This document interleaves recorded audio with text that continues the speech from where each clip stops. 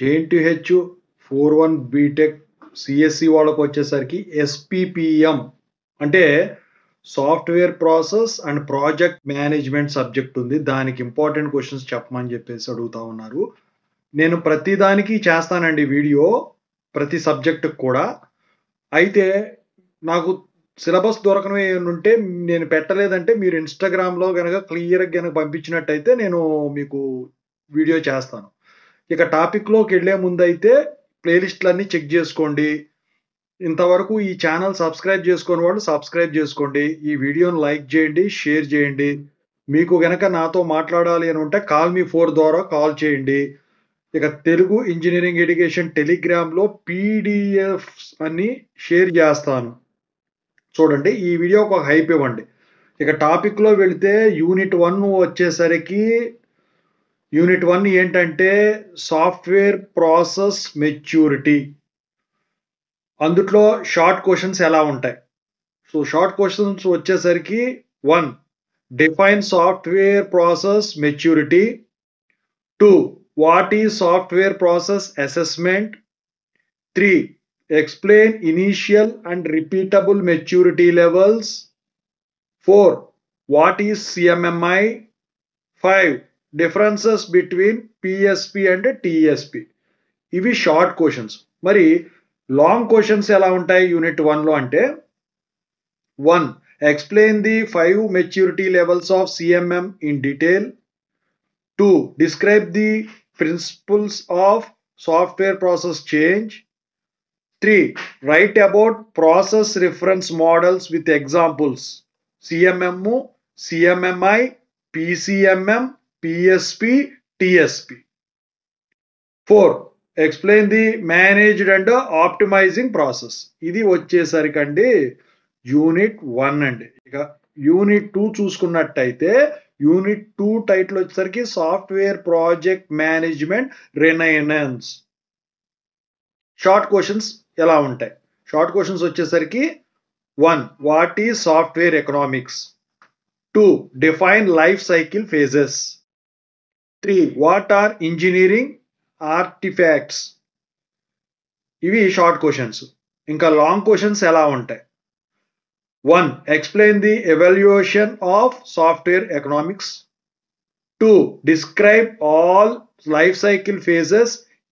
Inception, elaboration, construction, transition. 3. Compare engineering versus production stages.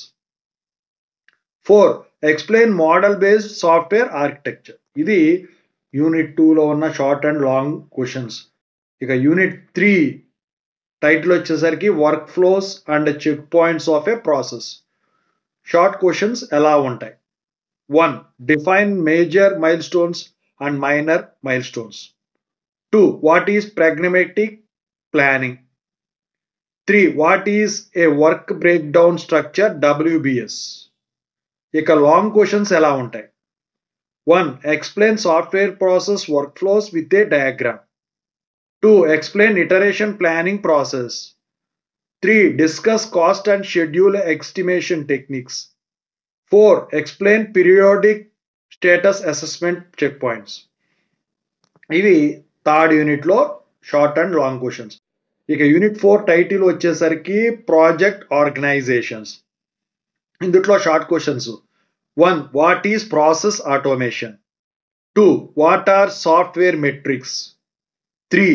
Explain quality indicators.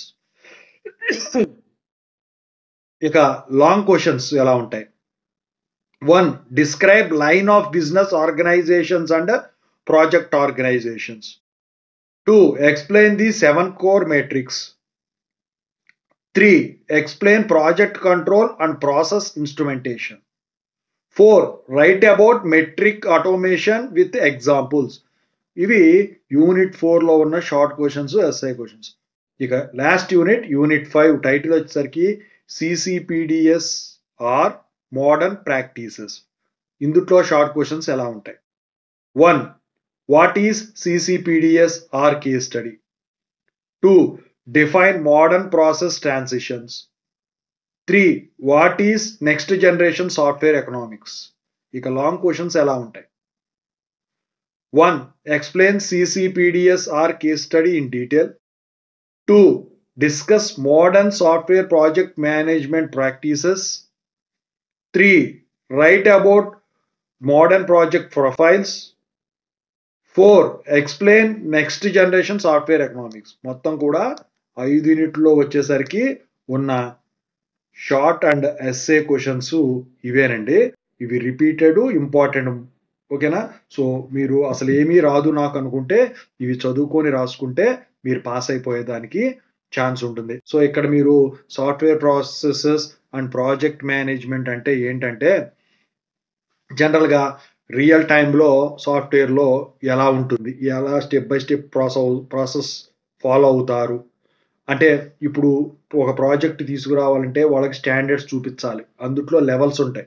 ఆ standards ఏం follow అవుతారు. For example సిఎంఎంఐ level 5 ఇలా ఉంటాయి అన్నమాట. ఓకేనా? సో ఇలాగే కేస్ స్టడీస్ అని ఇక రియల్ టైం వర్క్ అని ఇవన్నీ ఉంటాయి అన్నమాట. వాటి గురించి వీళ్ళు ఇందుట్లో ఇవ్వటం అయితే జరిగింది. ఓకేనా? సో పెద్దగా కష్టపడాల్సిన పని అయితే ఏముండదండి. మీరు కంప్లీట్గా ఇది థియరీ. సిఎస్సి వాళ్ళకు ఈ సబ్జెక్ట్ అనేది వచ్చేసరికి అదృష్టంగా భావించాలి. ఎందుకంటే బుక్లెట్లు నింపడంలో మీరు ఎక్స్పర్ట్లు కదా. సో బుక్లెట్ ఫుల్ అవ్వాలంటే ఈ ఒక్క సబ్జెక్ట్ చాలు.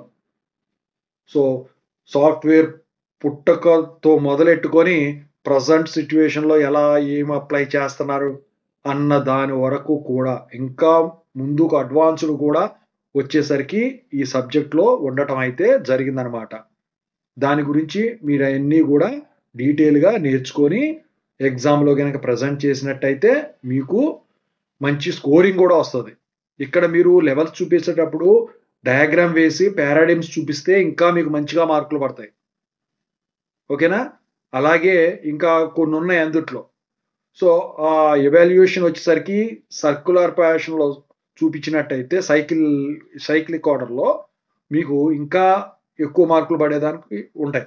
ప్రతిదానికి కూడా డయాగ్రామ్ రిప్రజెంటేషన్ చూపించండి. ఎందుకంటే థియరీ సబ్జెక్ట్ కదా అని చెప్పేసి అరకొరగా రాసేస్తారు. అలా రాస్తే ఏంటంటే అండి మీకు వచ్చేసరికి డయాగ్రామ్ లేని సబ్జెక్టు మీకు మార్కులు ఇవ్వలేని పరిస్థితి ఉంటుందన్నమాట. సో డయాగ్రామ్స్ ఎక్కువ చూపించాల్సిన సబ్జెక్ట్ ఇదే విత్ థియరీ అన్నమాట. ఓకేనా? సో ఇప్పుడు ఫర్ ఎగ్జాంపుల్ రియల్ టైం ప్రాసెస్లో ఈ క్వాలిటీ టెస్టింగ్ ఎలా చేస్తారు, క్వాలిటీ స్టాండర్డ్స్ ఏం ఫాలో అవుతారు, సిఎంఎం లెవెల్స్. సో సిఎంఎంఐ లెవెల్స్ మొత్తం ఎక్స్ప్లెయిన్ చేయమని అనుకోండి. ముందు వాటిని పారాడైమ్ గీసేసి వాటి గురించి ఎక్స్ప్లెయిన్ చేసుకుంటే మంచి స్కోరింగ్ కూడా మీకు వచ్చేదానికి ఛాన్స్ ఉంది. అంతేగాని నేను కరెక్ట్గానే రాశాను, కొంతమంది ఏంటంటే కాపీ కొట్టే ఏదో ఒకటి స్పీడ్ రాసేసి నేను కరెక్ట్గా రాశాను, నా ముందు పాస్ అయ్యాడు, నేను పాస్ అయ్యాడంటే వాడు చూసి రాసిన వాడు బొమ్మలు రిప్రజెంట్ చేస్తున్నాడు కాబట్టి డయాగ్రామ్స్ వాడు పాస్ అవుతాడు. అదే అండి ఓవరాల్.